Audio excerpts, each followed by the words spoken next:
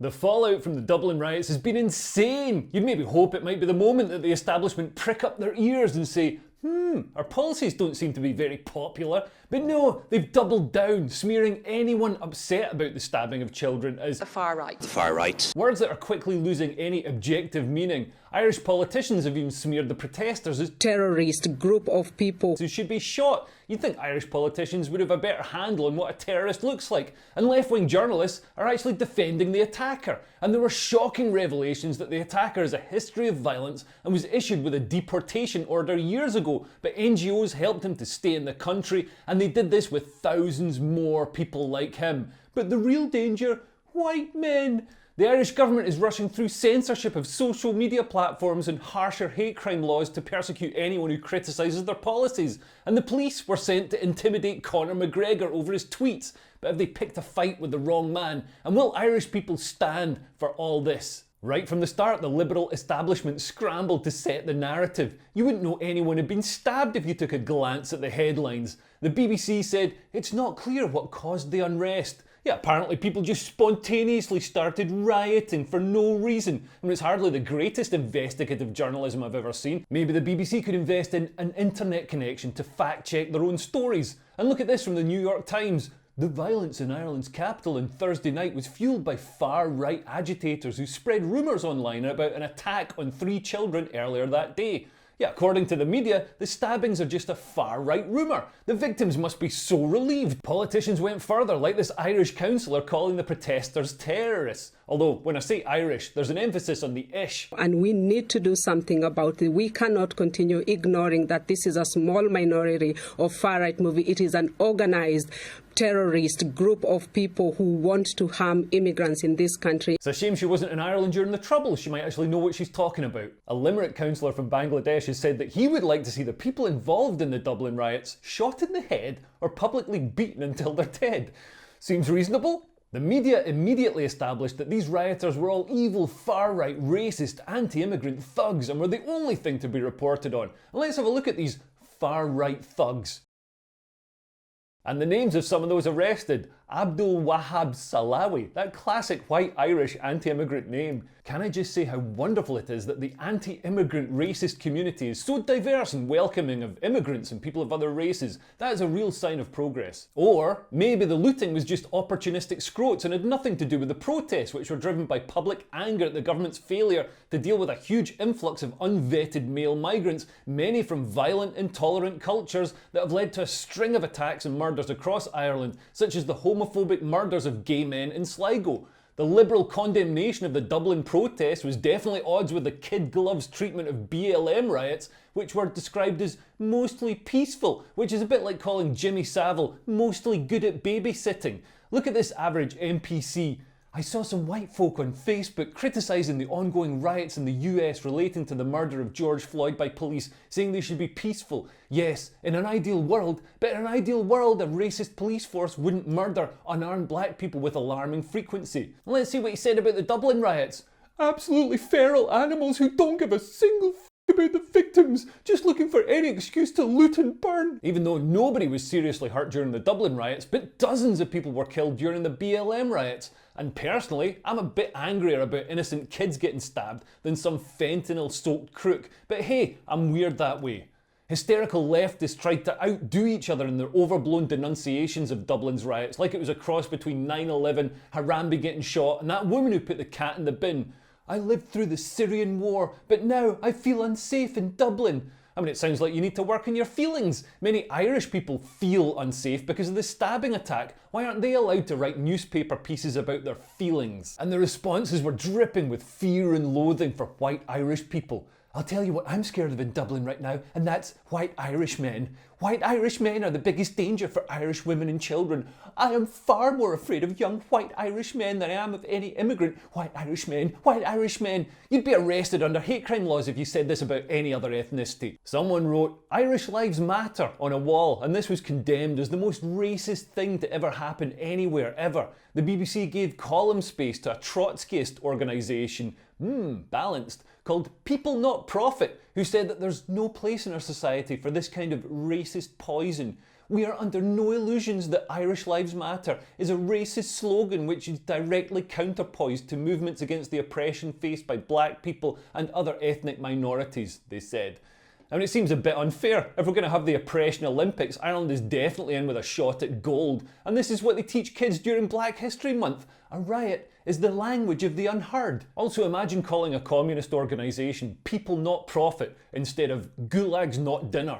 It's all a bit different from the years of British occupation when socialists joined in the chants of Ireland for the Irish.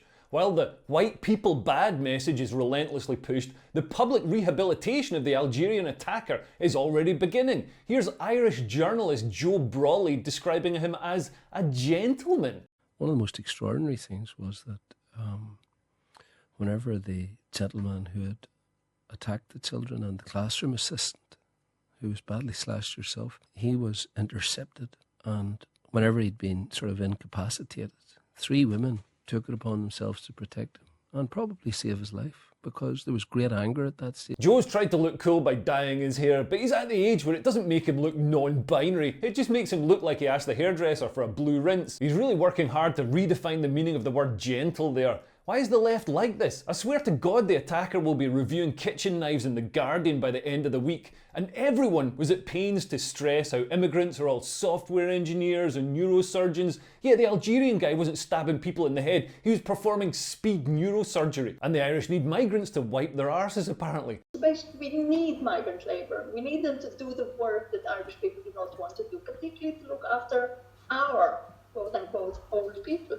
Wipe their arses, wash them, etc.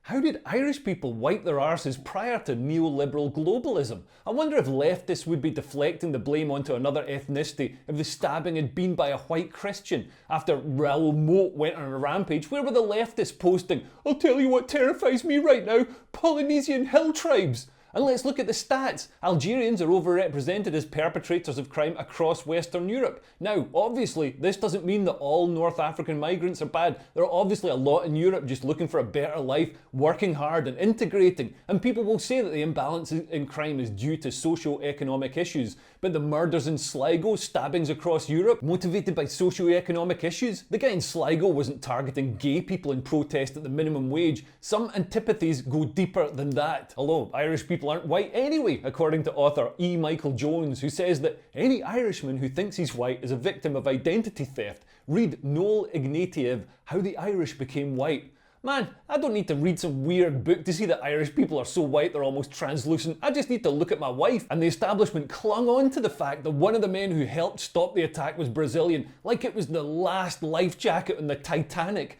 A Brazilian immigrant saved the day, so yay, immigration is great. Although some people might say that an optimum situation is no stabbing in the first place, rather than having different migrants fight it out on Dublin's pavements. And apparently 3 men intervened, and according to witnesses, the first man on the scene was Irish and another was French. But while the Brazilian guy was paraded across the media, the Irish guy was sidelined, with police warning him that public comments could jeopardise the case. And other white people in the vicinity were probably scared of being arrested for racist hate crime if they stopped the stabbing. Meanwhile, the Brazilian guy's GoFundMe is currently greater than the GDP of Brazil. Weirdly, leftists tried to make out that the Irish hate the Brazilian guy, which they don't. Everyone sees the Brazilian guy as a hero. Brazil is a Catholic country, of course, and Brazilians tend to integrate well in the West. Still, it's weird to see the establishment pushing the narrative that diversity is our strength at all costs. Although, not diversity of opinion, of course, everyone must think that border control is evil. Most shocking were the revelations about the attacker, who was reported as having a history of violence. He was arrested on a knife crime charge earlier this year, but released.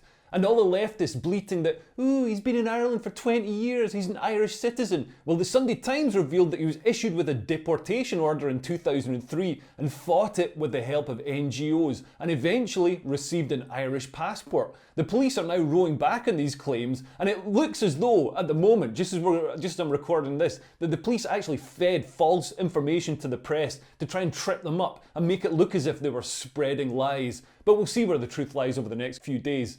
But this is a recurring theme. NGOs, or non-governmental organisations, are activist groups that subvert democracy by influencing politicians. They convince politicians that open borders is great, and they help illegal migrants enter Europe. NGOs literally run boats back and forth ferrying men from North Africa, and once they're here, NGOs and human rights lawyers coach the migrants in how to lie to gain asylum in the West, for example by pretending to be gay or pretending to be Christian so they can't be sent back to a country where gays or Christians are oppressed. This is how Mohammed al-Swalmin managed to stay in Britain before he committed the horrific attempted suicide bombing at the maternity hospital. NGOs are supposedly humanitarian, but they don't care about all humans. Any humans who question them are smeared as far-right racist bigots. And NGOs are very successful. The majority of Irish deportation orders are never carried out. In 2017, for example, there were 930 deportation orders signed, but only 140, or 15% of them, were actually effected. Without the threat of deportation to dissuade them, there's no incentive for illegal migrants not to come to Ireland. And sadly, these people are displacing genuine refugees. And who funds these NGOs, and what's their agenda? Why do they have the ear of the government but voters don't? There are lots of them, so many that a UN delegate joked about how everyone in Ireland seems to be in an NGO. In your country, is each person member of an NGO? Because given the large number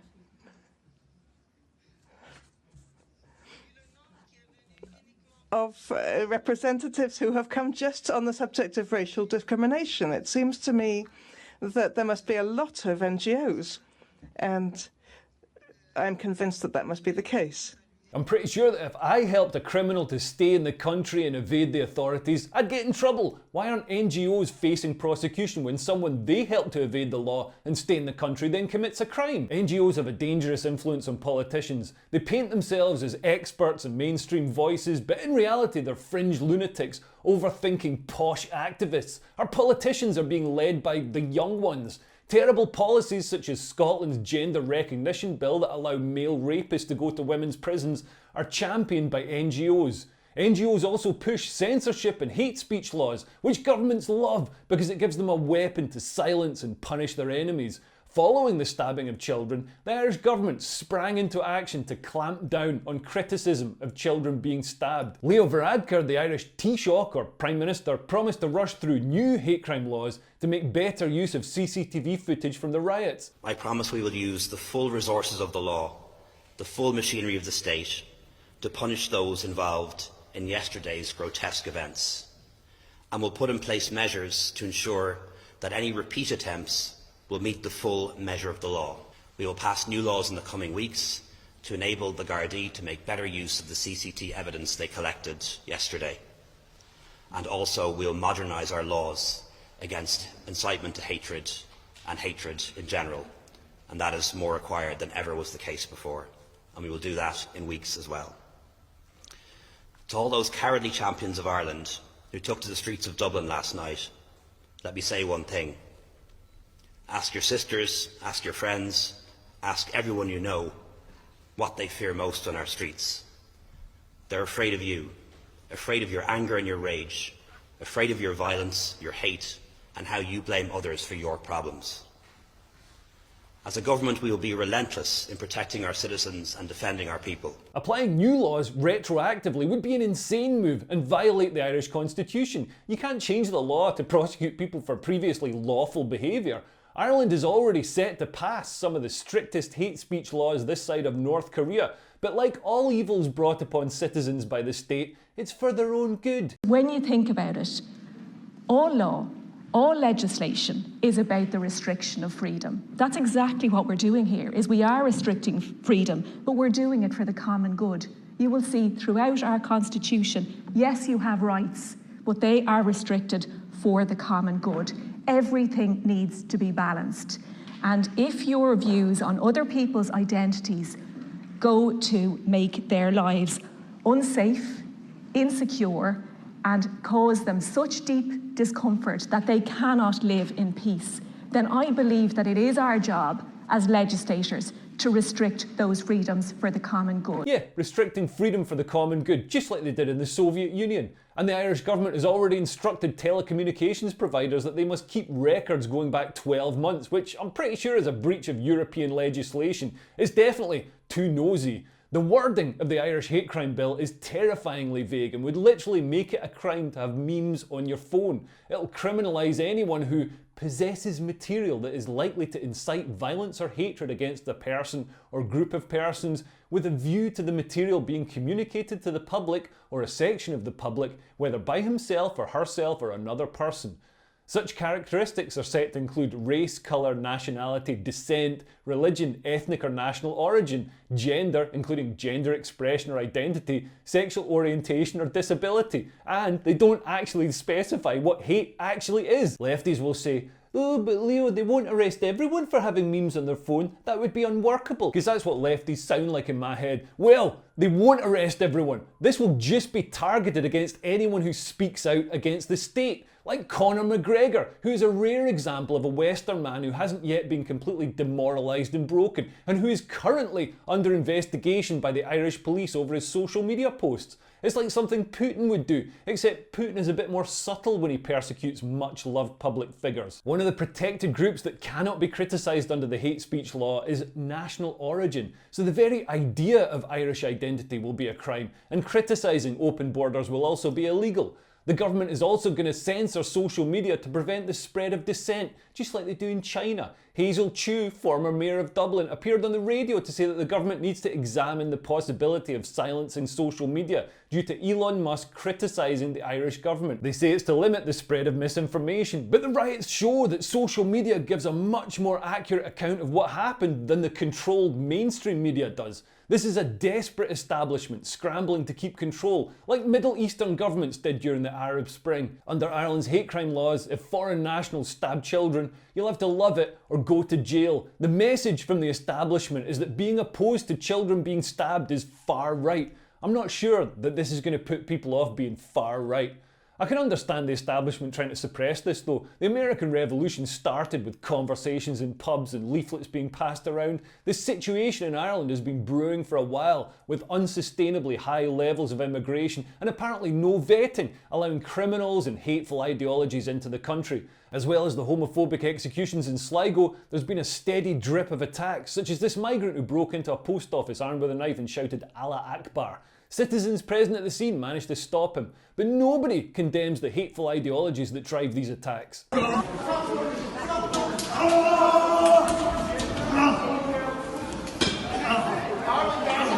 And according to a poll in May 2023, 75% of Irish feel that the country is taking in too many asylum seekers, and 76% stated that they understood the growing anger towards them. In general, the Irish and Europeans are not opposed to controlled immigration, most of which comes from within Europe itself, but they are angry at the explosion, no pun intended, of non-EU men gaming the asylum system to get into their country.